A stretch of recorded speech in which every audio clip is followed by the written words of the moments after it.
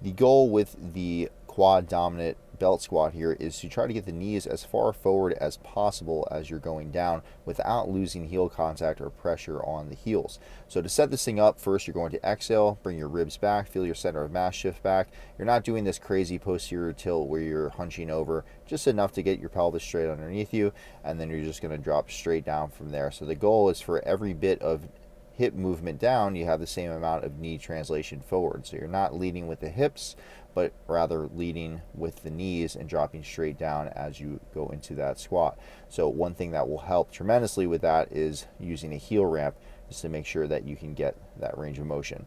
If we look from the back, we're not using a super wide stance.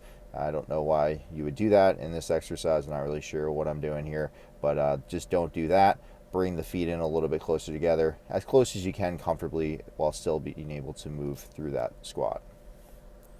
Another important note is going to be the setup of the body relative to the cable itself. So you want your midfoot to be slightly in front of that cable, so it's pulling directly down. If you step too far behind it, that's going to pull you a little bit more into a hinge. So for this particular variation, we want it to be straight underneath, so it's even slightly behind the midfoot. So we're again loading as much of that quad as possible.